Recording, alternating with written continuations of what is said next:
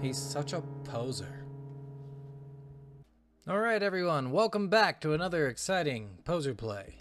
I am Poser67, we are back where we left off last time. If you remember, last time we went on a date again with Matt to a record store, bought a couple records, bought some oregano instead of weed. Pretty good date. Pretty good date. So now we're walking back in our house, and let's see what happens. I walk inside, and the house is dark, save for the silver of light coming from beneath Amanda's door.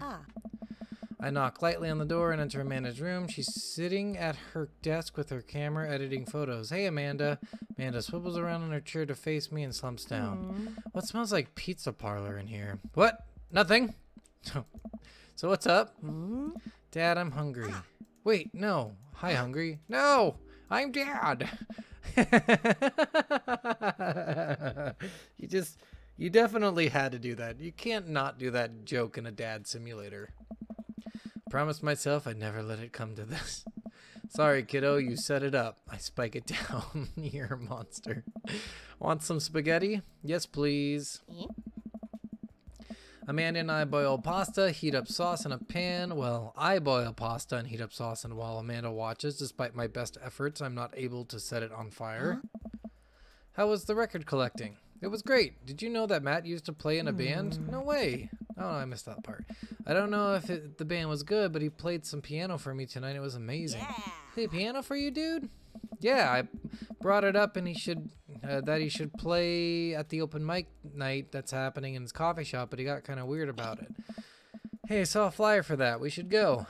It's not too late to start a father-daughter punk band and play a couple tunes there. Yeah, let me break out my glockenspiel? I don't know what that is.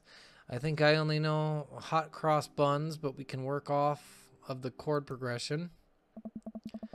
Amanda and I have a nice dinner before she goes back to her room to do photography stuff. I end up watching True Life. I'm a house hunter. True Life. I'm a house hunter.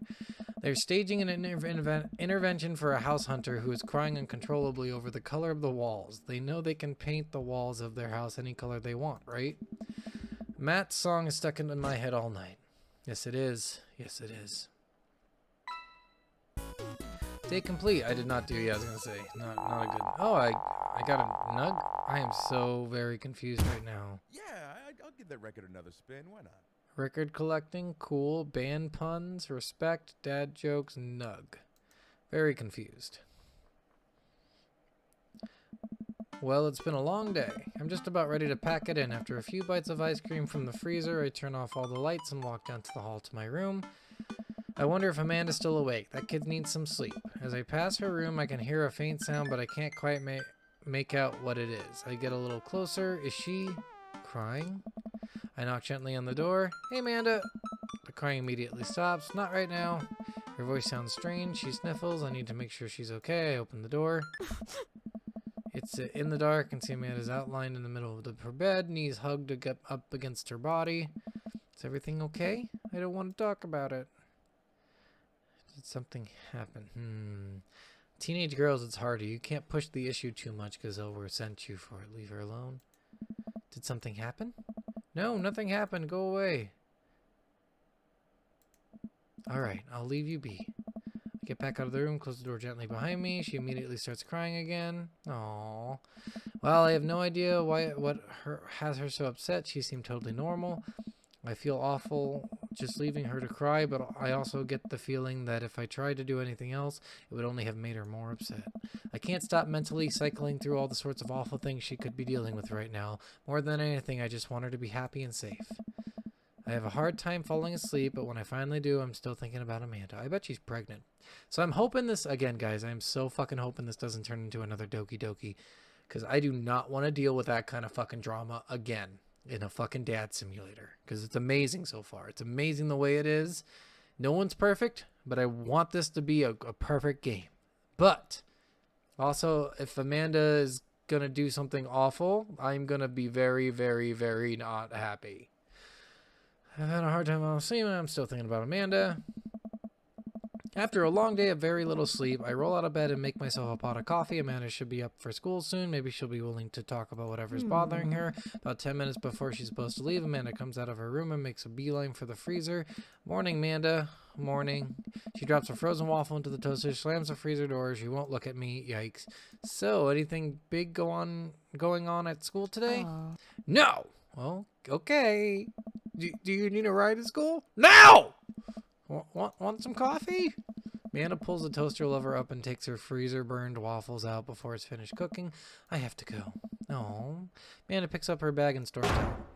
Oh, wow. That was a loud slam. Okay. I haven't seen her act like this in a long time. It's usually short-lived, but it always hurts. Hopefully this blows over and things are back to normal soon. I sit back at the kitchen table and I look at a picture of Amanda and I hanging on the wall. In it, I'm teaching her to ride a bike. Her face is a mixture of excitement and pure, unadulterated fear. I remember how determined she was. Every time she would fall off and scrape her knees, she would get up and try it again. Finally, I had to stop her because she was bleeding everywhere. Oh my God. Then she started to cry because she didn't think she needed bandages and wanted to keep trying. As I put the bike away, she stood in the middle of the street and screamed, and I took her for ice cream, and it was like nothing ever happened. After giving it a bit of thought, I decided that if I force her to talk about it, I'm only going to make things worse, but I have an idea. I started rummaging around for ingredients. I hear Amanda walk in the door. Instead of heading for the kitchen like she usually does, she makes a beeline for her room. It's clearly trying to avoid me. Hey, Pumpkin! What? Can you come in here for a sec? There's a moment of silence. Yeah. I wanted to say sorry about last night. I'm just worried about you, kiddo. I get scared when I know something's wrong, and I get even more scared when I feel like I can't do anything about it. So just, whatever it is, you don't have to tell me if you don't want to, but whatever it is, just know that you have a dad in your corner who wants you to be happy. Oh. Honey, you know I'm bad with words, so I'm hoping I could speak a language we both understand. I pull a cake out of the refrigerator and place it on the table. Hopefully the frosting has set by now. Ta-da! Dad. It took me a really long time because I ran out of red frosting somewhere around sad and had to start over. And sorry you're sad, but I support you 100%. Oh my fucking God. It's strawberry. Man, it gets me a big ol' hug. I grab some plates and forks and serve up some delicious cake. So, it's really stupid. What is? This whole thing. I know I've been really weird lately, and there's just... I don't even know how to explain it. I feel like I might have to make you a chart. I'm listening. Do you want to take notes? I guess I should start from the top. So, you know how Emma R. is going to that fancy art school in California, right? Emma R. The one who puked and did Gotham Beyond? The best friend? The other one. Oh, shoot. It was Emma M. and Emma R. I think it's the best friend. You got it. Wow, proud of you. Anyways, ever since she got the acceptance letter, I've been feeling like she's drifting away, you know? And she's been spending a lot more time with Grace and Emma P. I just thought it was all in my head for a while, but then I found out from Rosie M. that both of the Emmas, Grace and Noah, all went to a party at Mackenzie Epps on the same night, and they all told me they were busy studying for the Calc AB final. Yikes. So, another important piece of information is, God, this is embarrassing. I mean, I, have a crush on Noah, and, that's a thing. What? Whoa. I had no idea. I definitely didn't know that, okay? Noah was the one on the text message. I think that wasn't... So in the car in the episode 2 that never got played, she was texting someone, and I think she said his name was Noah. And then I asked her if she had a crush on him, and she said, "What? No, keep driving." So I'm thinking that was Noah. You're a bad liar. So are you. I learned from the worst. Anyway, so the only person I told about the crush was Emma R, and she promised not to tell anyone. I didn't confront them at the party thing because I didn't want to start drama, so I just keep quiet and keep going about my business. Amanda sighs, and then one day I invite everybody out to get nachos at the mall, and after not texting me back for like 2 hours, even though none of them are ever put their phones down for more than 60 seconds. They all just say they're busy, like simultaneously. So I tell them, never mind, I'll just eat nachos at home, right? But we were out of chips and I really, really wanted nachos. Totally understandable. So I go to the mall anyway and I get to the food court and who do I see there but Grace, Emma P, Emma R, and Noah all hanging out together and eating nachos without me. What? It gets better. I'm standing by the escalators watching them and I realize that Noah has his arm around MR, which is kind of weird, right? But then they kiss. No. Yes, I know. So I storm over there and I'm like, hey. Grace drops a nacho on her shirt because of course she does, and Emma R just like glares at me. Grace, nothing coming up. I don't know who that is. Grace is the boring one, gossipy one. Did she poop the bed too? Gossipy one. I know. I guessed right. Grace is the one nobody really likes, or I guess that's me now. But anyway, nobody will say anything, and I'm just like, you guys suck, which I realize is not the most eloquent, right? Yeah.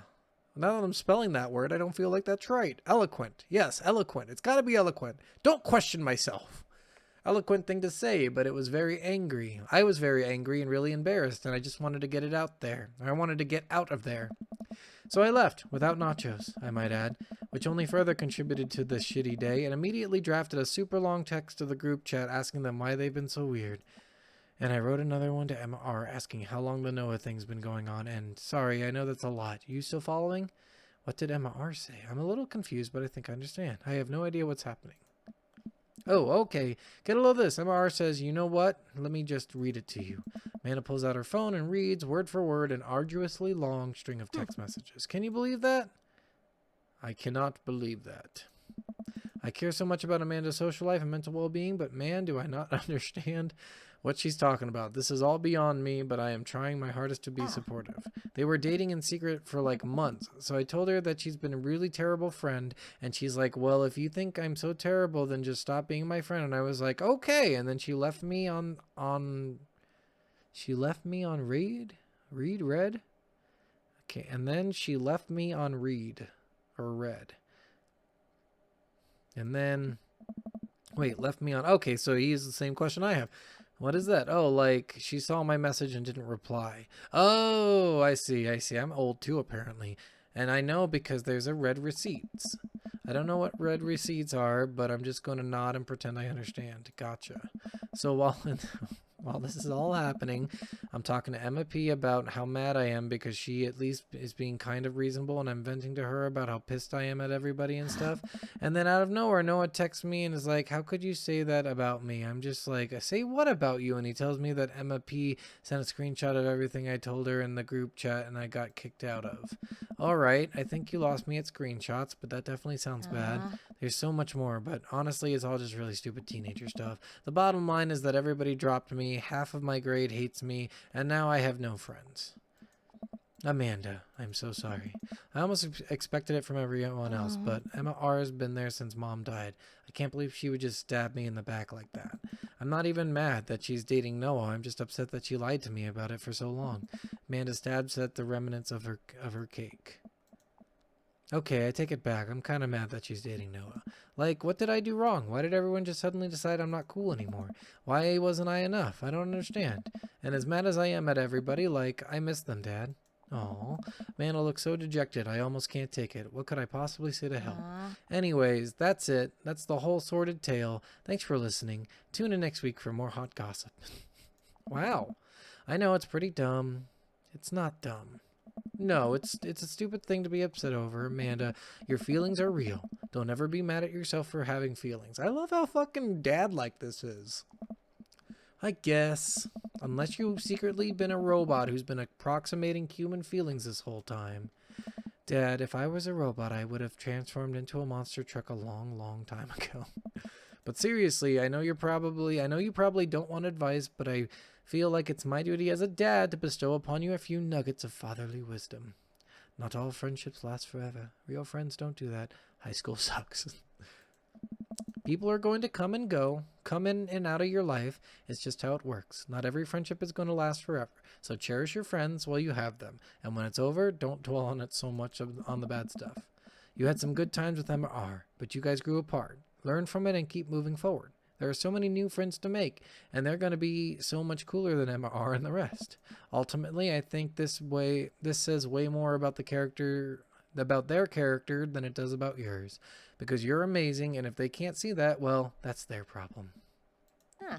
I'll keep that in mind. I looked down at the table. Did we just eat the whole cake? Ah. Yes. We did just eat the whole cake. Well, good talk. Amanda gets up and goes to her room. Before she closes the door, she turns around. Hey, Pops. Yes? Thank you. You are always welcome. Love you, Amanda. I love you too, Dad. Aww.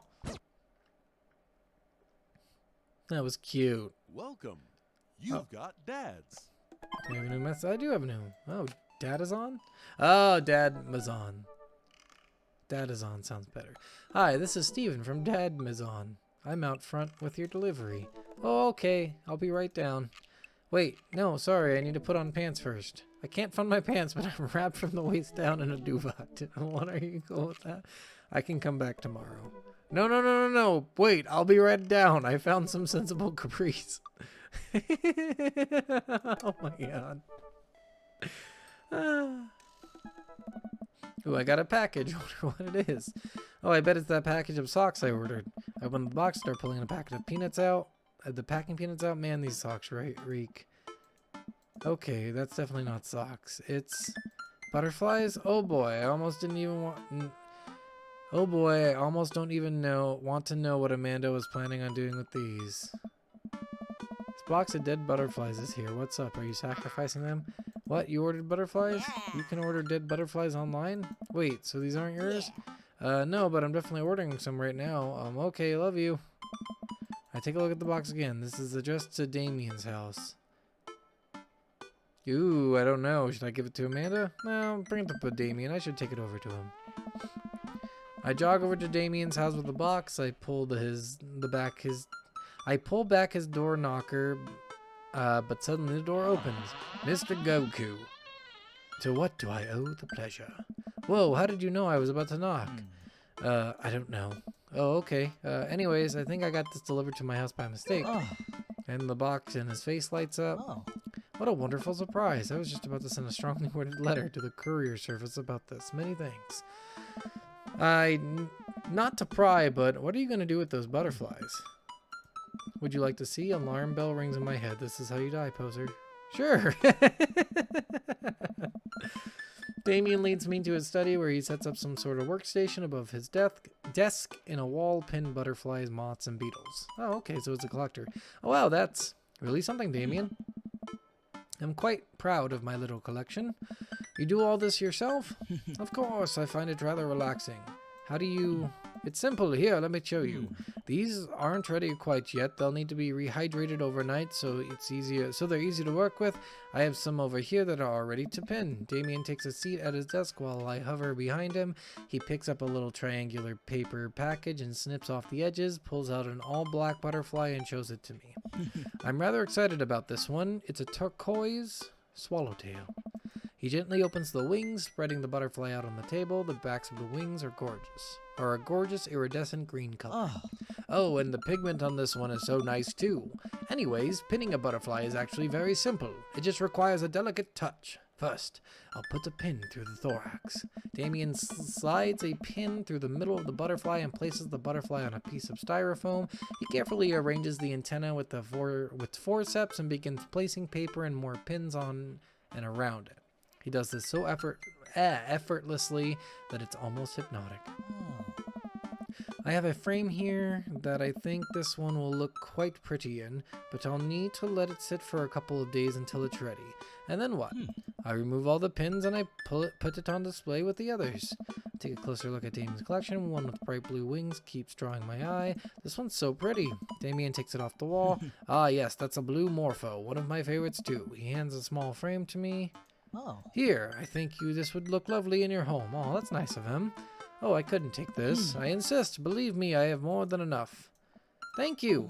If you ever have an interest in pinning some insects yourself, you know where to find me. I do have an interest in that. I think I'll leave that up to you. I feel like I'd probably break them in half with my butterfingers. Nonsense. You have beautiful steady hands. You would make a fine taxidermist. Am I blushing? Damien walks me to the door and gives me a warm smile as I leave. Do take care of yourself, Poser67. Thanks for allowing me to share my odd little hobby with you. Nice. Welcome. You've got dads. Am I too harding on this one? I am. Okay. Okay. Should I message him again? Because now I kind of want to message Damien. Fuck it, we'll message him one more time. You know what they say about third dates, they get pretty serious. You might not have time to browse dad book for a while. Are you ready? Oh, okay, I see. So yeah, so if I go back. So third dates are like the final. So I think I can go on a date with each of them twice. So I might do that? I don't know. Let's at least do one with Damien.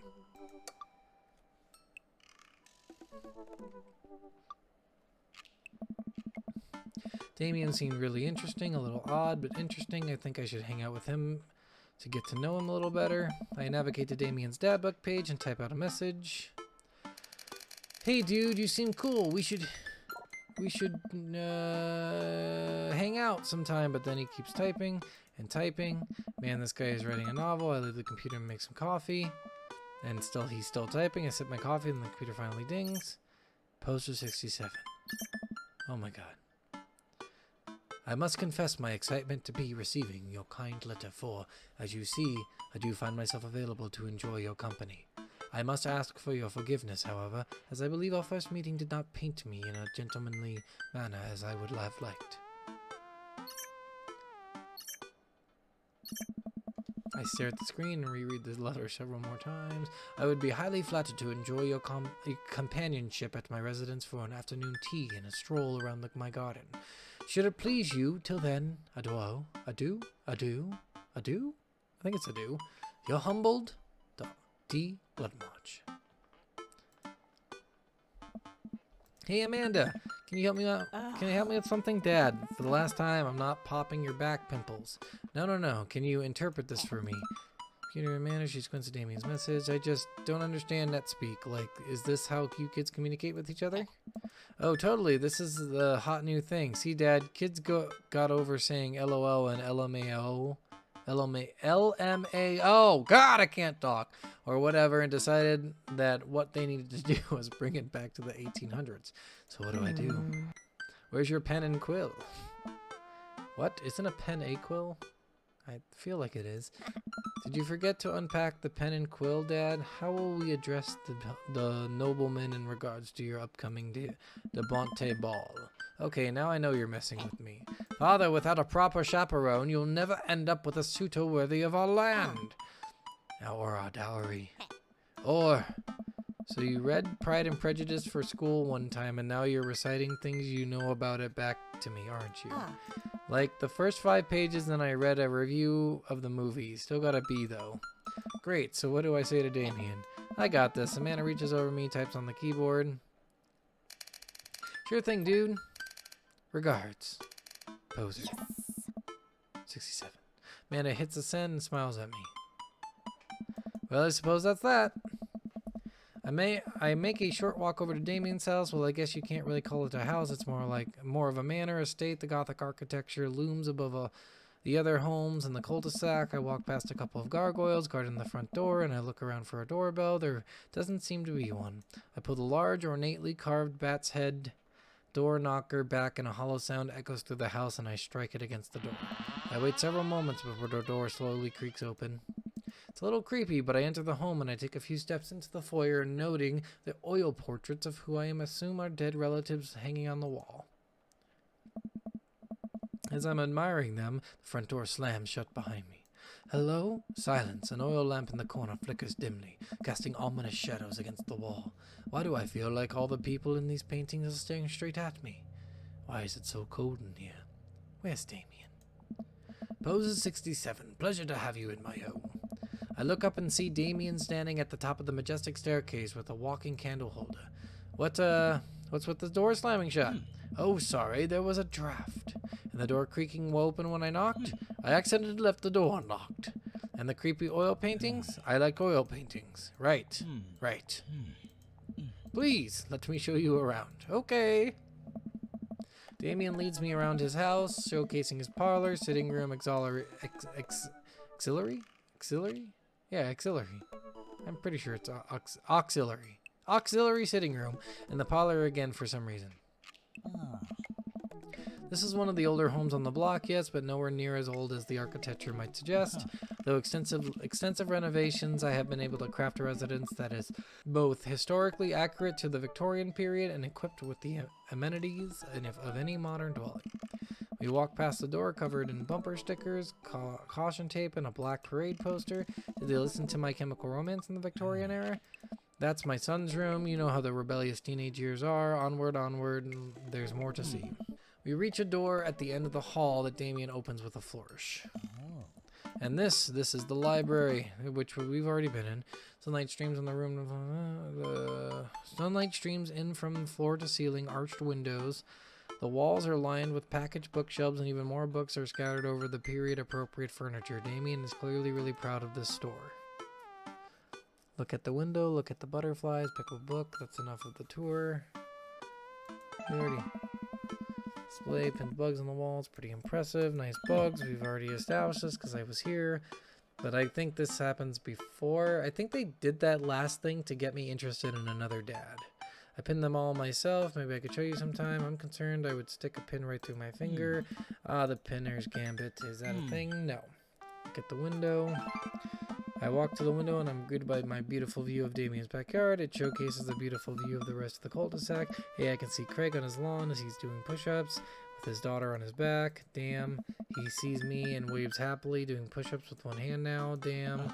Did you know that Victorians spent at least 20 hours a week gazing longingly out their full-length windows?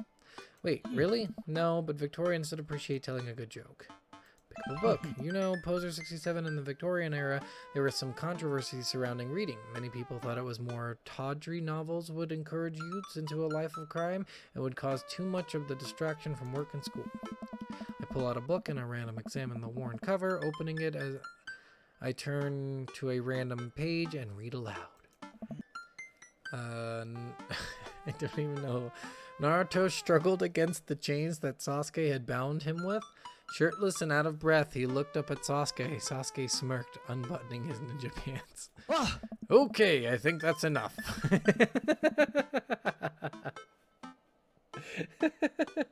Okay, that was good.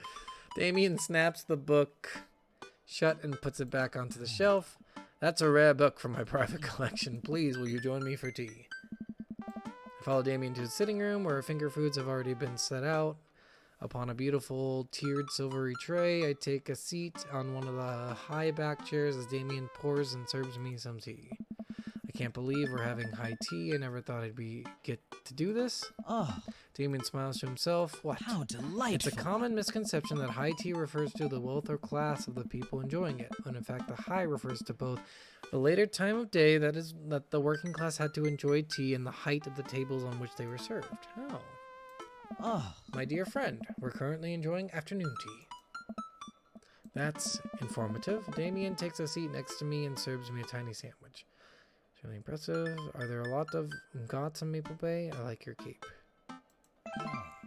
It's a cloak, actually, but thank you. Victorian's fashion is very important to me.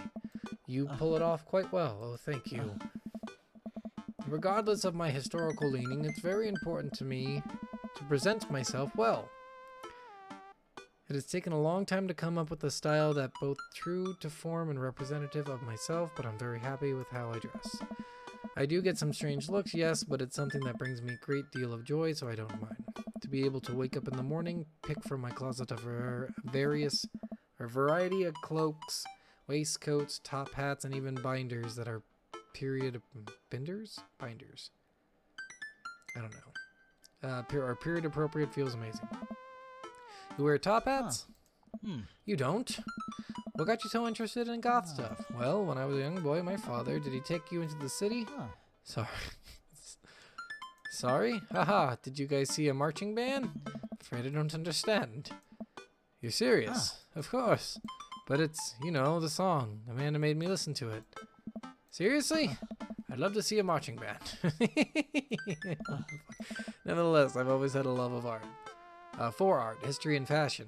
What started off as a small hobby of collecting taxidermied animals grew into sort of an obsession. It's a privilege to be able to appreciate the lives and culture of those who came before us, I think. Why not go all the way? I like not dying when I catch a cold. He takes, oh no. I can acknowledge that there were many very terrible things about Victorian era, and try to live a life that strict aligns with those ideals would be admittedly horrid. I agree, but I think it takes a critical mind to truly appreciate something to the fullest, to be cognizant of its flaws and love it all the same. Tell me, Poser, do you have any hobbies? Oh man, I do, but I don't know if I care about anything the way you care about this stuff. Well, I love to hear about your interest. Hearing someone talk about the things they're passionate about is intriguing and quite honestly rather attractive. Please, do tell me about your hobbies. Quick, sound sophisticated. I like watching soap making videos on the internet. Love me some word jumbles. I learned how to juggle once. Soap is an important advancement in modern society, getting rid of germs and stuff. I would say that people who make soap are the true heroes here. To watch them work is an honor. I tried making some with Amanda once, and we both had to go to the doctor for the rashes, which I guess goes to show that we should leave it to the professionals. Finish our tea and finger sandwiches. Delightful. Come, I have one more thing to show you. The garden, right? Yep. Oh, it was a pretty garden. Damien takes me around to the back of the home where a variety of flowers flourish and beautiful landscape rows. A small stone path weaves through it, and butterflies flit lazily through the air. My garden. It's beautiful. Thank you. Victorians took flowers and floral arrangements very seriously. You see, it was considered uncouth to discuss personal and romantic relationships in public, so lovers and friends alike would use bouquets to send secret messages to each other. Each flower and plant is symbolic of different feelings. Even more interesting is that one flower could mean a different thing depending on the other plants it was paired with. One had to be extremely careful, as even the style in which the ribbon was tied around the bouquet affected the message. Wow, that's stupid. Damien leans down and plucks a gorgeous bright orange flower off the vine. Lilium bulbiferum.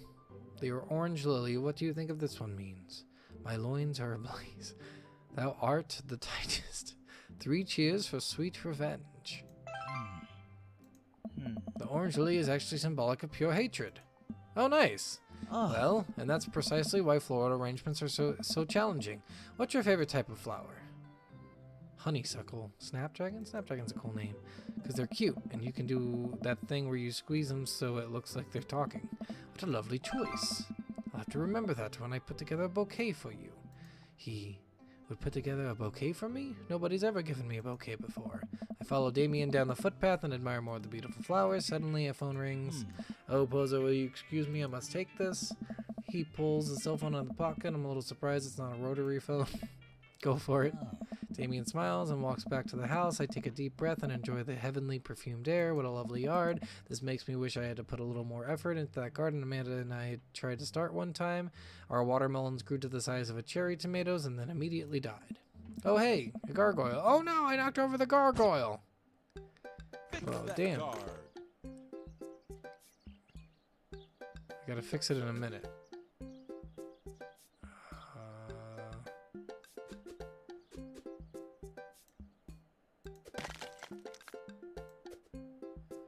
Oh, that's the head.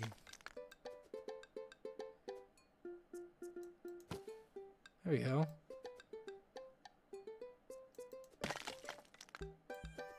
Oh god, I'm doing a terrible job, aren't I?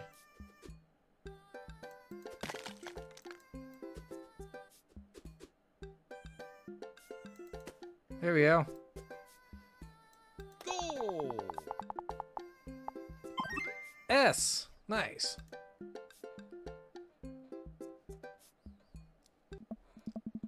Ooh, that was a close one. Here comes Damien. Looks upset. Poser, my sincerest apologies to have to keep you waiting. Or kept you waiting. There's an urgent matter that I must attend to, so I'm afraid I must take my leave. No problem, dude. Everything alright? Damien worries the hem of his coat and fingers looks away. Everything is perfectly fine, but it's Lucien. What's wrong? He appears to have, well, his teacher needs me to come to school post haste. Do you need help? Oh no, you don't have to. Let me come with you. Us dads gotta stick together. You're right. This is the only one losing more elaborate stunts. I would greatly treasure having another parent by my side. Let's go. All right, before we continue on, I think that's where I'm going to call it, guys. Thanks everyone for watching. I appreciate all of you. I will catch you on the flip side. Bye. He's such a poser.